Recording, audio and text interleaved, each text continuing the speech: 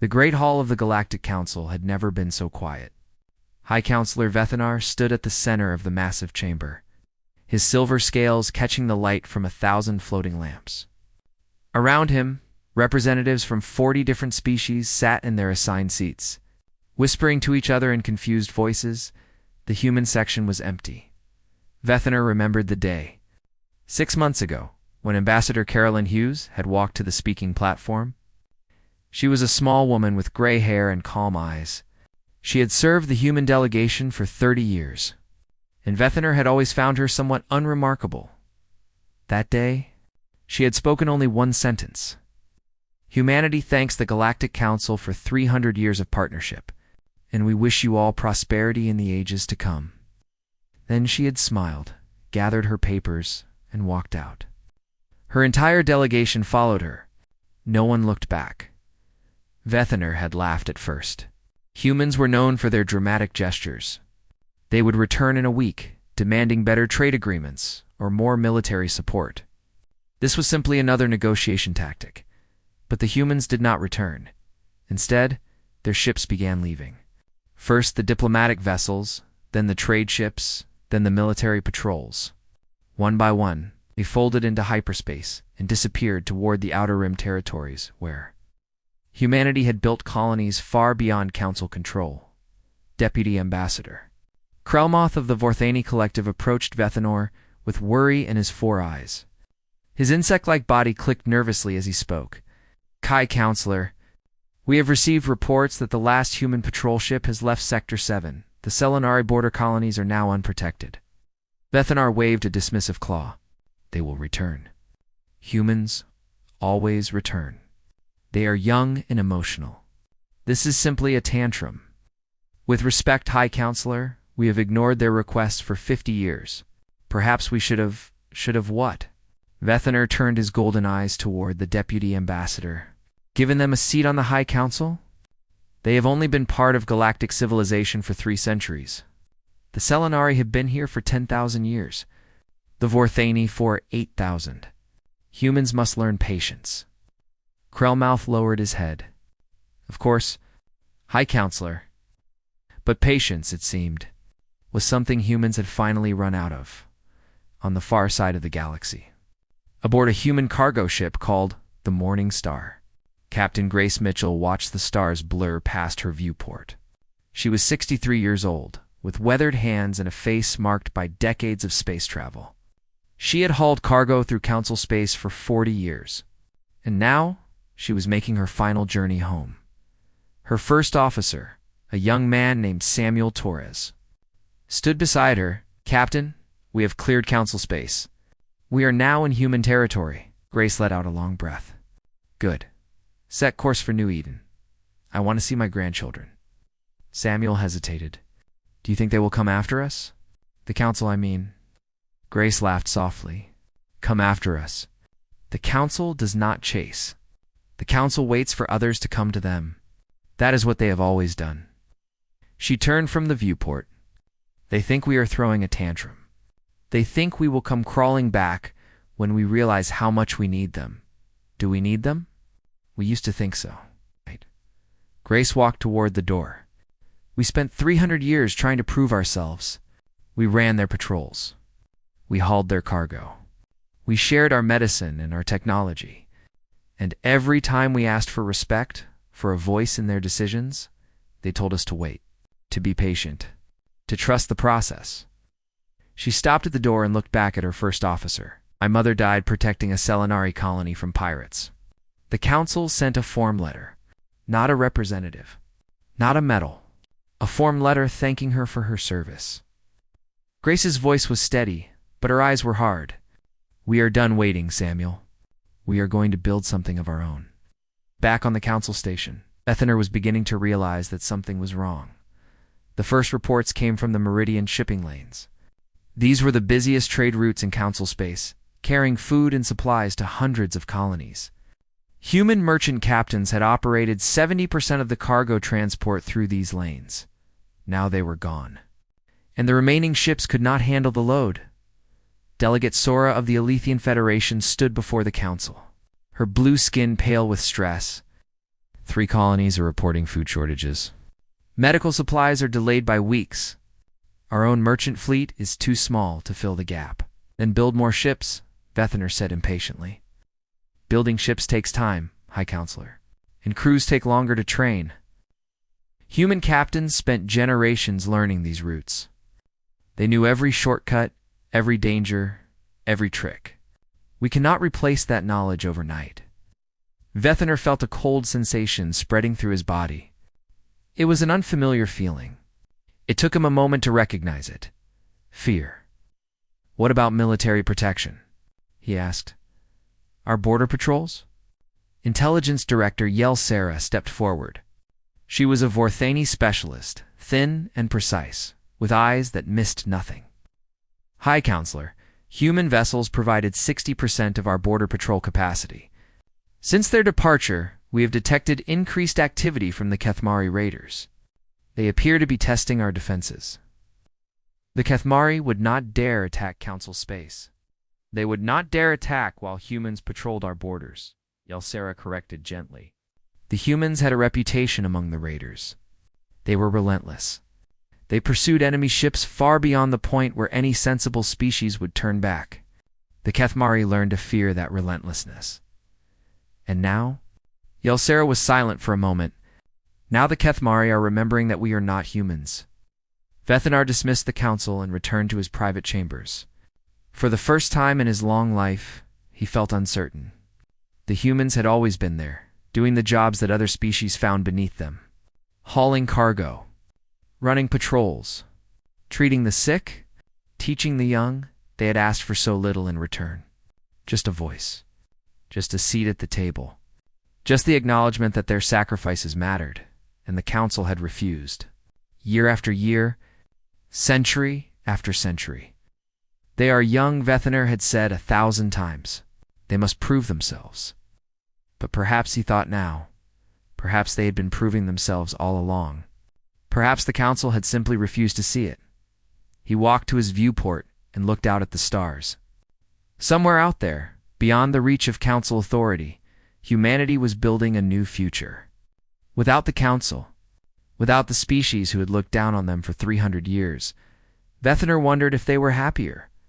Now, he suspected they were, and for the first time, the High Counselor of the Galactic Council felt something he had never expected to feel toward the young, aggressive, emotional humans. Envy.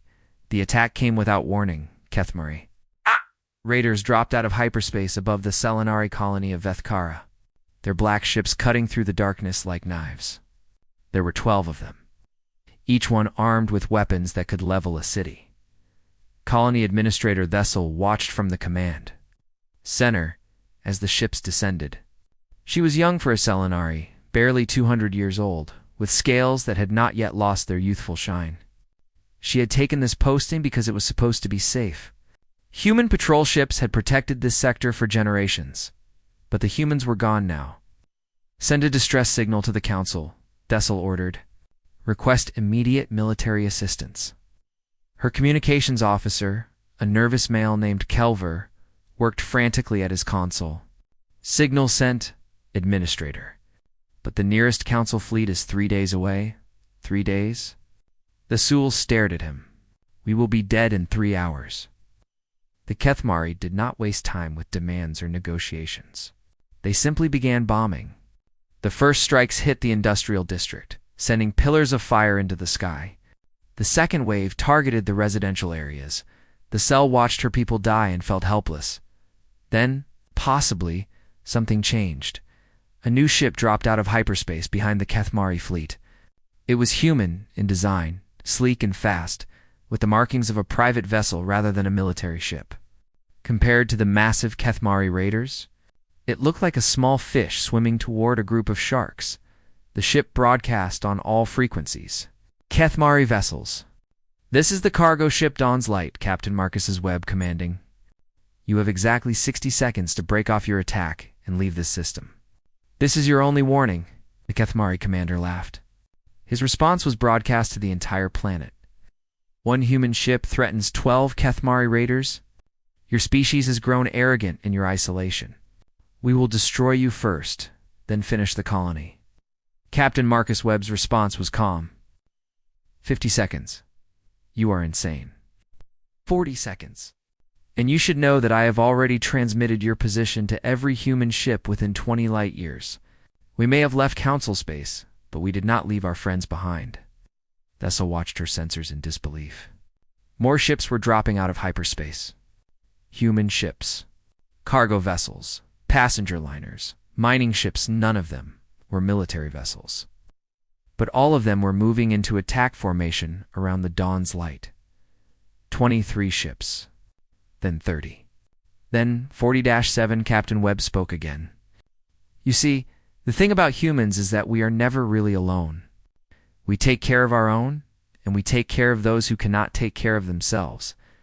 Your raiders have terrorized this sector for decades because the Council never bothered to stop you. Well, the Council may have given up, but we have not. The Kethmari commander was silent for a long moment. This is not over, human. Ow. Marcus agreed. It is not, but today you leave. Or today you die. Choose quickly. I have cargo to deliver. Kethmari fleet retreated. Vessel sank into her chair, her body shaking. Around her, the command center erupted in cheers and tears of relief. But she could not join them. She could only stare at the human ships on her screen and wonder why they had come. They owed the Selenari nothing. The Council had dismissed humanity for 3 centuries. Selenar representatives had voted against human membership on the High Council more times than Thessal could count. And yet, when the Kethmari attacked, humans had come to help. She opened a communication channel to the Dawn's Light. Captain Webb, this is Administrator Thessal. I do not know how to thank you. Marcus Webb appeared on her screen. He was a middle-aged man with kind eyes and a tired smile. Behind him, she could see his crew working at their stations, humans of all ages. Some barely more than children, others with gray hair and wrinkled faces. No thanks needed, Administrator. We were in the neighborhood. He came from human space. That is 3 days' travel, Marcus shrugged. We heard the Kethmari were getting bold. Figured someone ought to keep an eye on things, but why? We are not your people. We are not even your allies. The Council Administrator, Marcus held up a hand. The Council made their choices. That does not mean innocent people should suffer for them.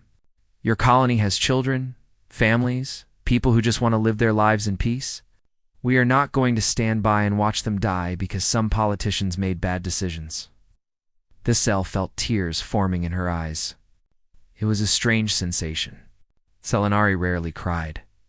The Council said humans were too emotional to be trusted with power. Marcus laughed softly. Maybe they were right. Maybe caring too much is a weakness. He looked directly at her through the screen. But I would rather be weak and save lives than be strong and watch people burn. The human ship stayed for 3 more days, helping repair the damage and delivering supplies from their own cargo holds. They asked for nothing in return. When Thessal tried to offer payment, Marcus refused. Just remember us, he said. Remember that we came when no one else did. And maybe, someday, when your council asks why humanity left, you can tell them the truth. What truth? That we did not leave because we were angry. We left because we were tired. Tired of being treated like servants. Tired of watching our people die for causes that no one acknowledged. Tired of begging for respect that should have been given freely. He paused, and his eyes grew distant. My grandmother was a patrol captain. She spent 50 years protecting council space. When she retired, the council sent her a certificate, a piece of paper thanking her for her service. No pension, no recognition. Just a paper that said thank you in 3 languages. He smiled bitterly. She framed it anyway. She was proud of what she did, even if no one else was. I am sorry, Thessal whispered. Do not be sorry. Just be different. When you have power, when you have authority, remember what it felt like to be helpless. Remember what it felt like to be saved by people who owed you nothing. Marcus stood up. We have to go. Other colonies might need help, but we will be watching. The Kethmari know that now, and maybe, just maybe, that will keep you safe. The Dawn's light and its fleet of civilian ships departed that evening. This'll watch them disappear into hyperspace one by one, till the sky was empty again. She thought about what Marcus had said, about being tired, about wanting respect, about watching loved ones sacrifice everything for people who did not appreciate them. For the first time in her life, Thessel understood why humanity had left, and she wondered if, in their position, she would have stayed as long as they did. The answer, she realized with shame, was probably no. She returned to her duties, organizing the repair efforts and comforting her frightened citizens. But in the back of her mind, the thought kept repeating itself. The Council was wrong about humans. They were not too emotional. They were not too aggressive. They were not too young. They were simply tired of giving everything and receiving nothing. And now, the galaxy would have to learn to live without them. 2 years had passed since humanity left Council space, and the Galactic Council was falling apart. High Counselor Vethaner stood before an emergency assembly, but the Great Hall that had once held representatives from 40 species now held barely 20. The empty seats told a story of collapse and abandonment. The Stellari border colonies had declared independence after the Council failed to protect them from Kethmori raids. The Vorsani Collective had closed its trade routes, hoarding resources for its own survival. The Alethian Federation had sealed its borders entirely, refusing all contact with the outside galaxy, and every day, more refugees fled toward human space. "We must bring the humans back," Vethanar announced. His voice was tired, his scales gray with age and stress. "I am authorizing a diplomatic mission to their territories." Warlord Grethanak of the Torvion hegemony slammed his massive fist on his desk. He was a brutal creature covered in thick armor and filled with pride. "Bring them back? We should punish them for abandoning their duties. They swore oaths to protect Council space." "They swore oaths," Vethaner said quietly, "and we broke our promises first. We promised them respect. We promised them a voice.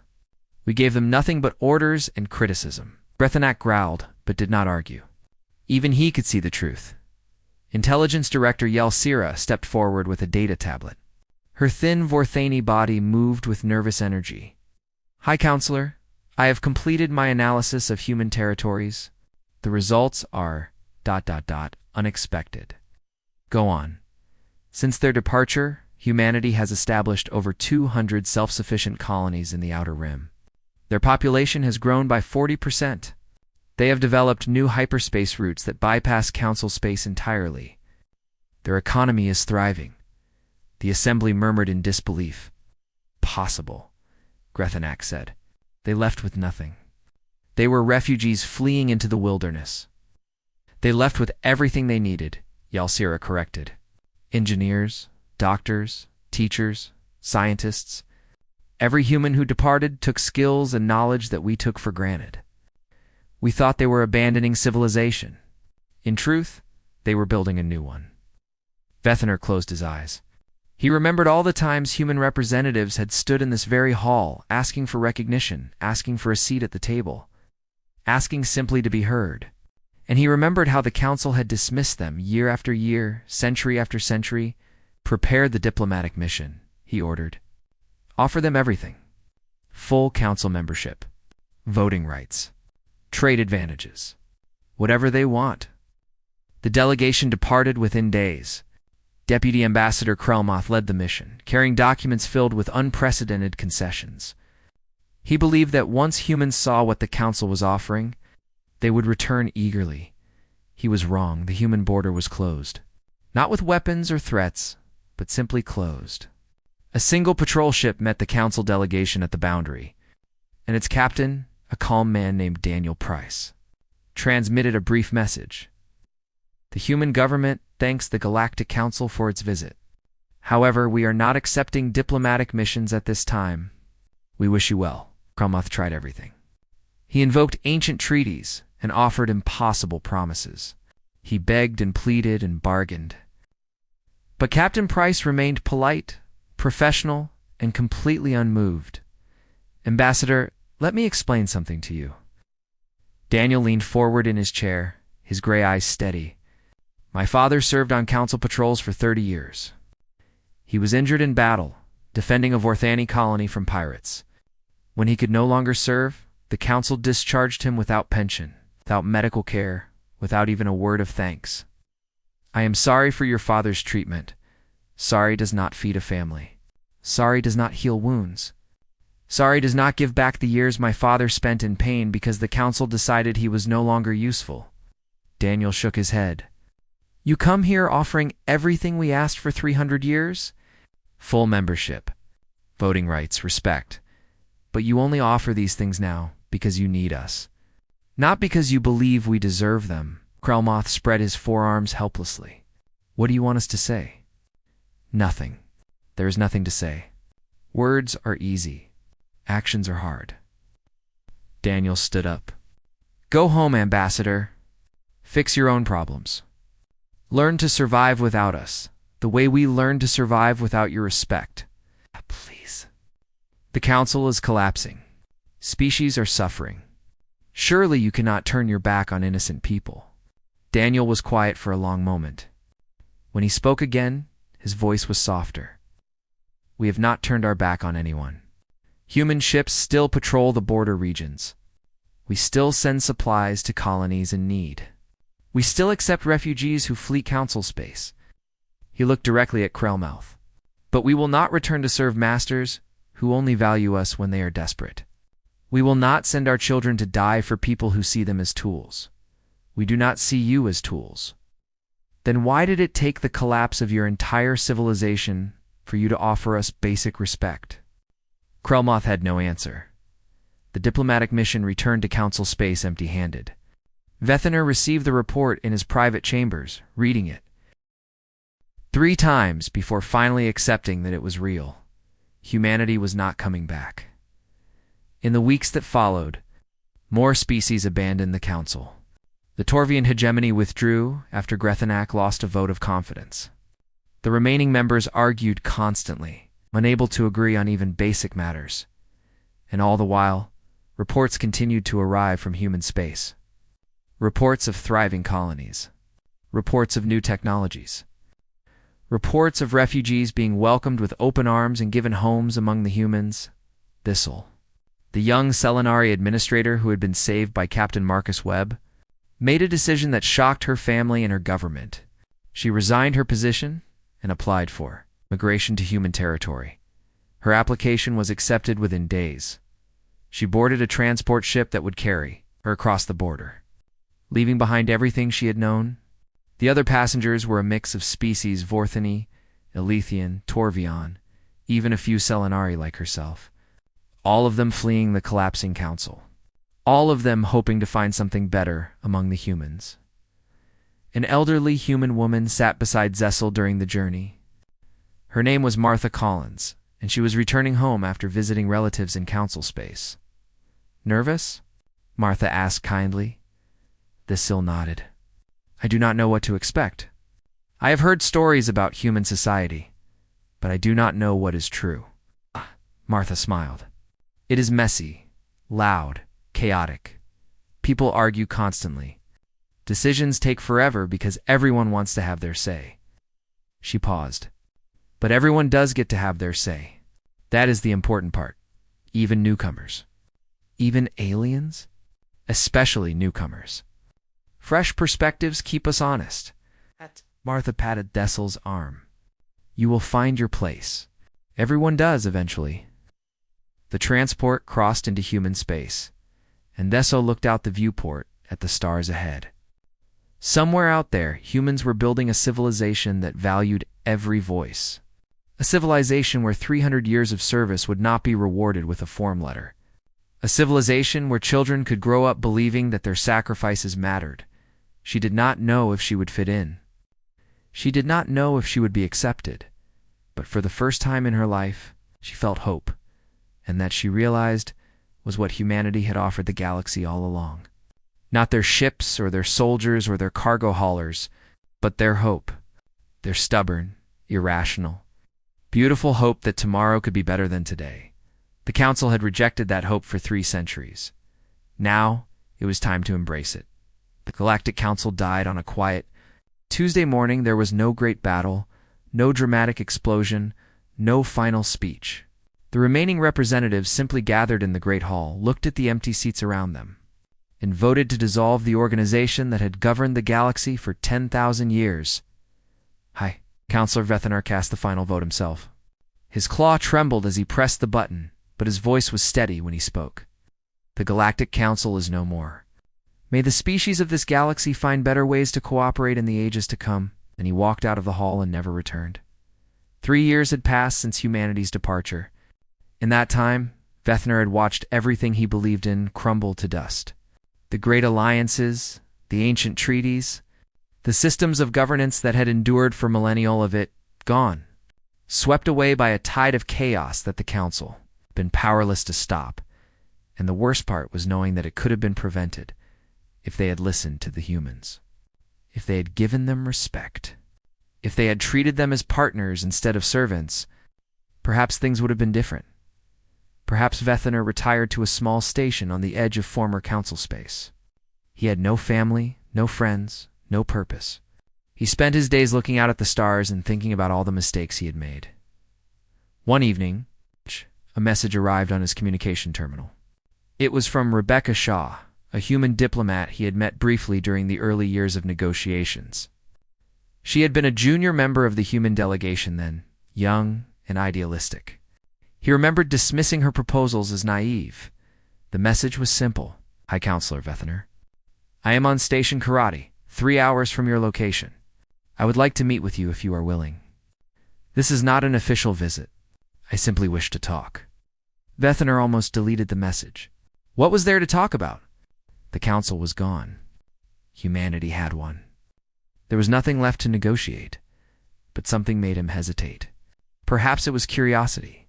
Perhaps it was loneliness. Perhaps it was the simple desire to understand why everything had fallen apart. He sent a reply, accepting her invitation. They met in a small cafe on Station Karate. Rebecca Shaw was older now, her hair streaked with silver, but her eyes were still kind. She ordered tea for both of them and sat quietly until Vethenar was ready to speak. Why did you want to meet? He asked finally.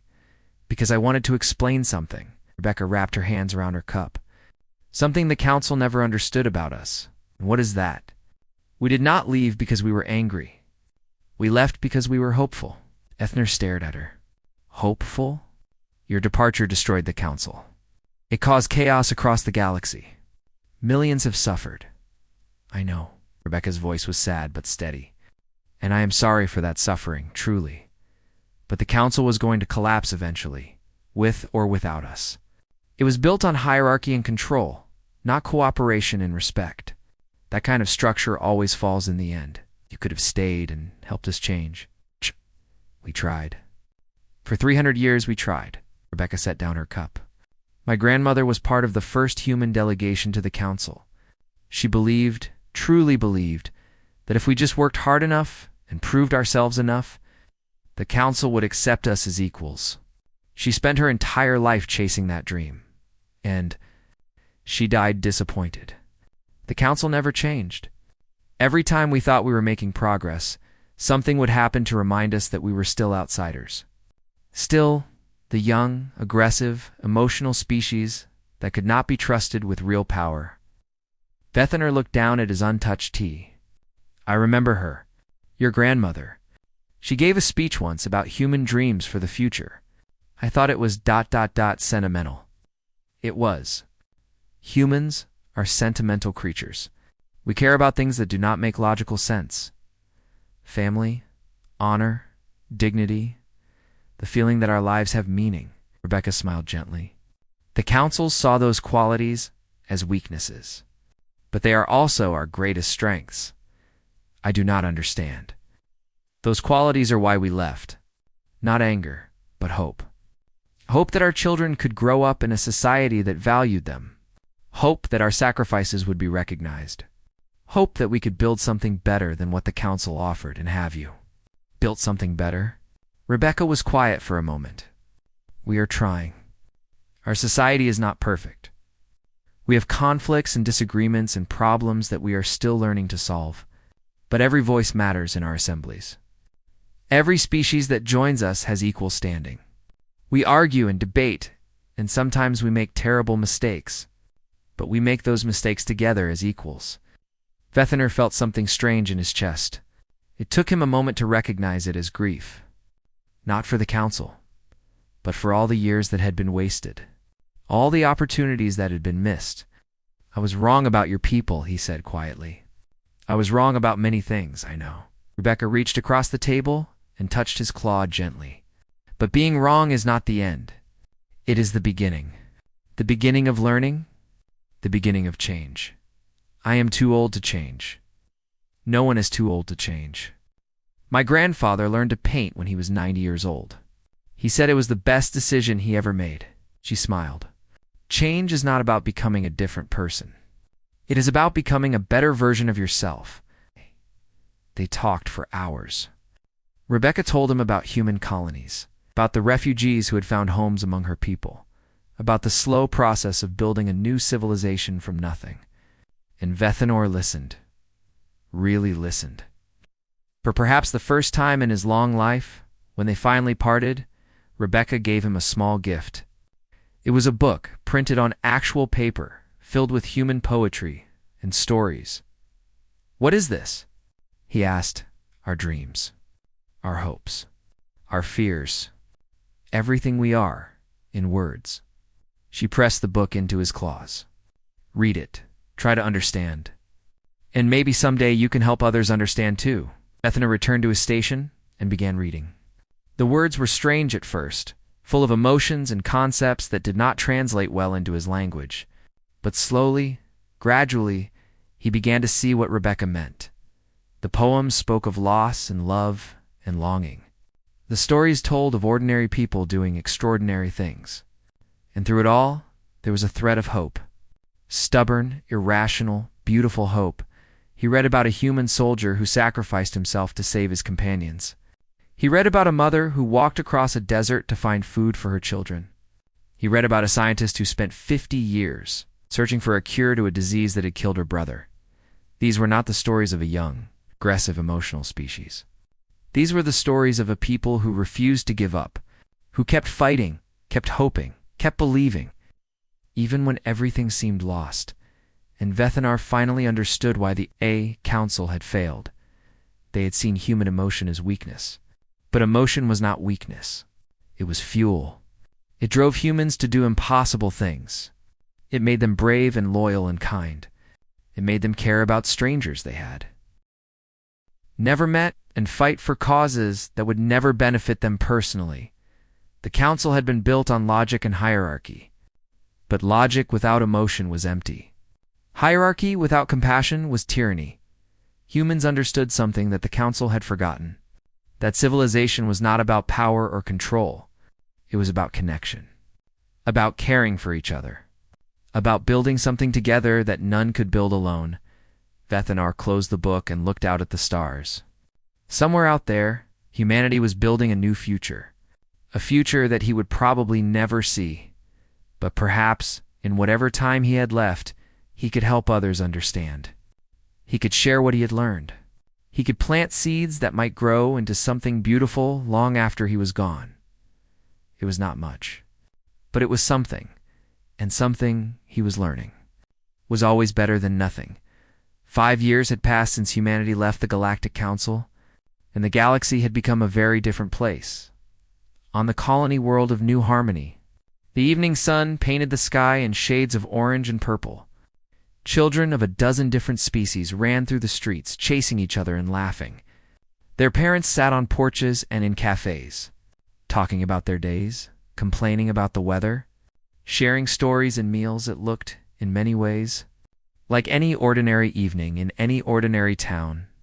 But it was not ordinary, because this town had been built by refugees and dreamers, by people who had fled collapsing empires and dying civilizations to find something better among the humans. Thessel sat on a bench in the central square, watching the sunset. She had lived on New Harmony for 2 years now, and it still amazed her how much had changed since she left council space. She had expected chaos. She had expected struggle. What she found instead was a community that welcomed her without question and gave her a chance to build a new life. A human man sat down beside her. His name was Christopher Lane, and he taught history at the local school. They had become friends over the past year, sharing meals and conversations and quiet evenings like this one. Thinking deep thoughts, he asked with a smile. Always? Vessel turned to look at him. I received a message today. From the former council territories? Good news or bad? Both, I suppose. The old species are trying to rebuild. They have formed a new assembly, smaller than the council, but more ... flexible. They want to open communication with humanity. To learn from us? Christopher raised his eyebrows. That is quite a change. Vethener is behind it. The former High Counselor. He has been traveling through the old territories, speaking about what he learned from humans, about hope and connection and building together. The cell shook her head in amazement. 3 years ago, he dismissed humans as emotional children. Now he quotes your poetry in his speeches. People can change. I did not believe that before I came here. I thought the universe was fixed, unchangeable, governed by ancient laws and older prejudices. She looked out at the children playing in the square. Your people showed me something different. You showed me that change is always possible, if we are brave enough to choose it. Christopher was quiet for a moment. Then he spoke softly. My grandmother used to say that every person carries 2 worlds inside them. The world as it is, and the world as it could be. Most people only see the first world.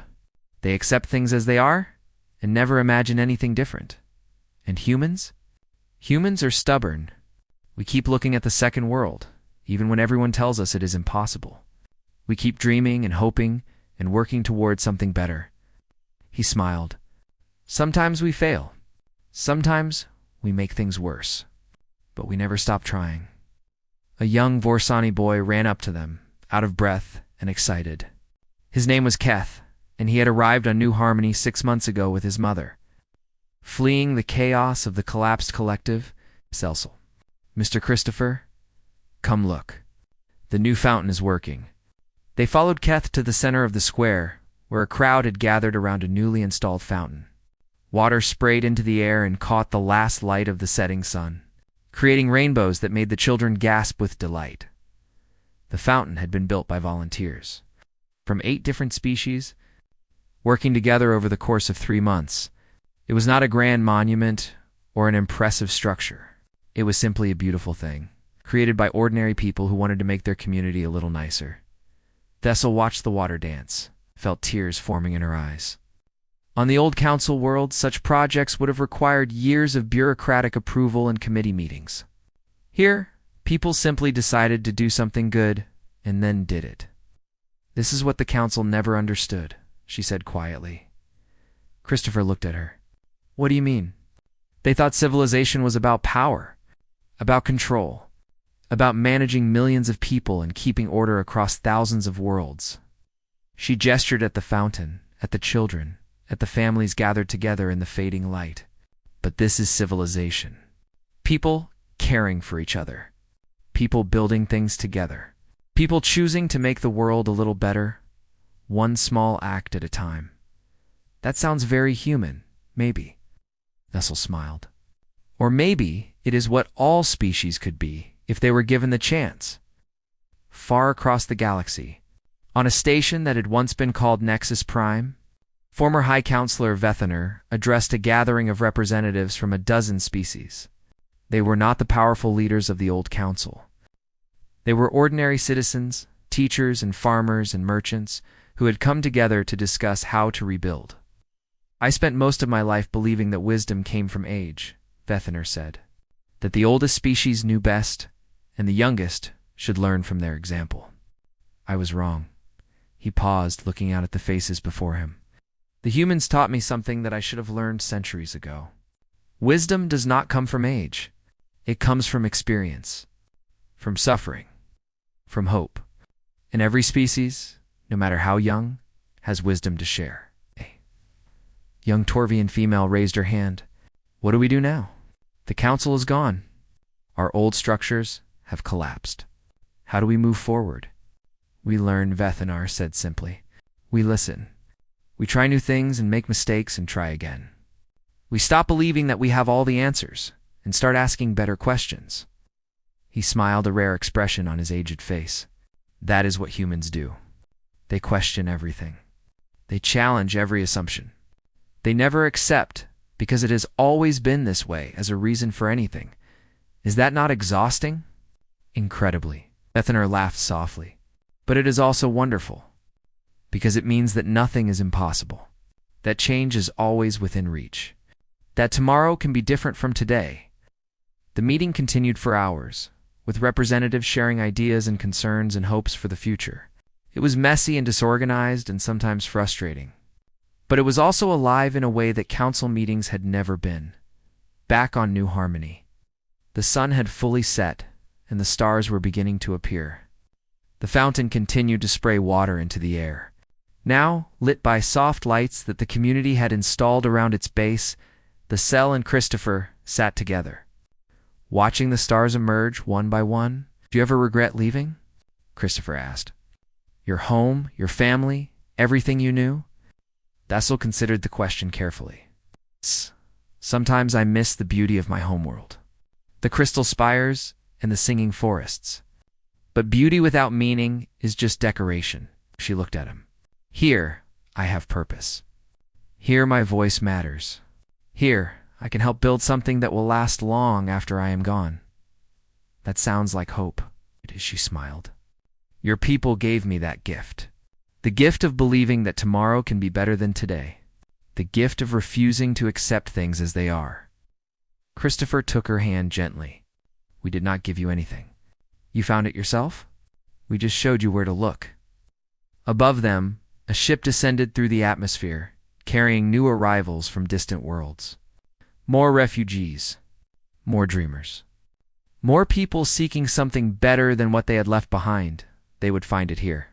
Not because human society was perfect, but because it was open. Open to change. Open to growth.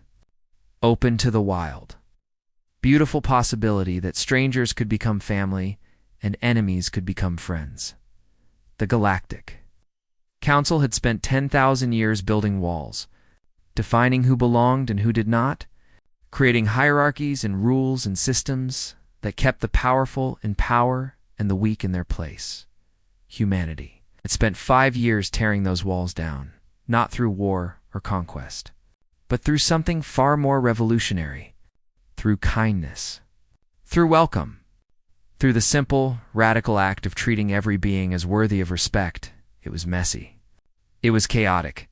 It was sometimes frustrating and often exhausting, but it was hope, and hope, as Thessel had learned, was the most powerful force in the universe.